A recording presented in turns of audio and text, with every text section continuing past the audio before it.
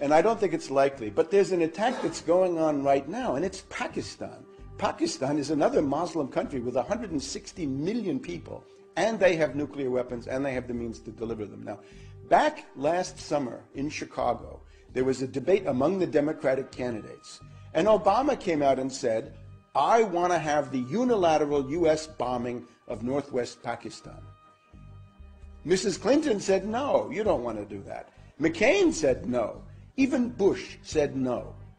And now the U.S. is doing what Obama demanded. The U.S. is bombing northwest Pakistan, and indeed, the U.S. and NATO troops and the Afghan troops are preparing to invade Pakistan across the Afghan border. Now, why are they doing that?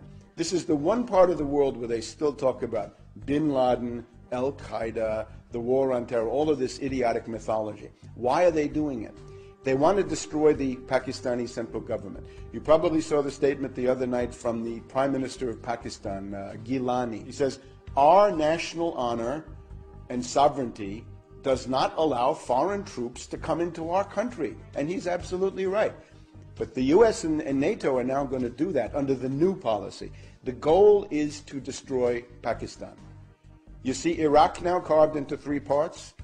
Pakistan will be into 4 or 5 parts. It'll be Sindh, Pashtunistan, Baluchistan, Waziristan, and on, and that will never end. That's the goal. Now, why are they doing that? Not so much because it's an Islamic country, although that does figure in, mainly because it's a potential ally of China.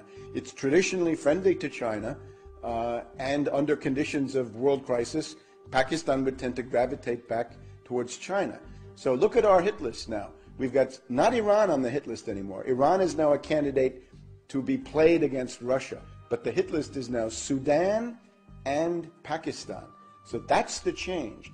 And Obama is the one who demanded the attacks on Pakistan when everybody else said no. So McCain, ironically, was a better friend of the Muslims than Obama was, because McCain said, I talked to General Musharraf about these things. I don't do it unilaterally. And Obama said, no, it's got to be unilateral. That's the Brzezinski policy. That's what, of course, Obama has no idea. Obama doesn't even know where Pakistan is. So he's spouting the line that Brzezinski gave him.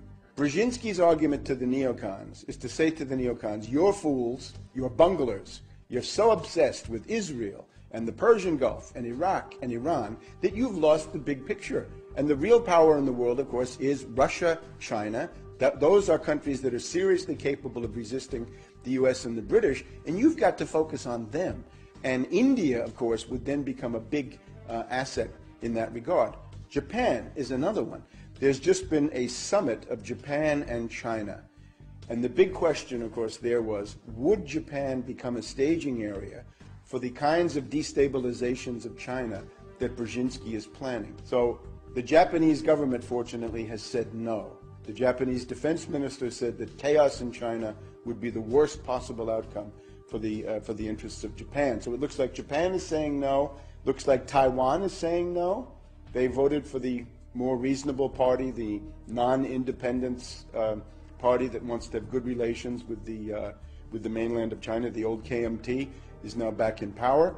So everybody in the world is now in the process of choosing sides. Now, the point of having Obama is you've got the same old imperialism, and you're going to give it a facelift. You're going to give it cosmetic surgery. And one goal is to have that face for Africa. Let me just do Africa for a second. The goal in the case of Africa is to kick the Chinese out. It's to deprive China of the oil. We've seen it with Sudan. Oil, raw materials, minerals, and other things that they get from China. Ultimately, Brzezinski would like to isolate China, encircle it, and then reach a point where China would have nowhere to turn for oil except the Russian oil wells in eastern Siberia. In other words, the end product of this entire policy is to play China against Russia and get rid of both of them, destroy both, and then the U.S. and the British can settle in for another 100 years of world domination.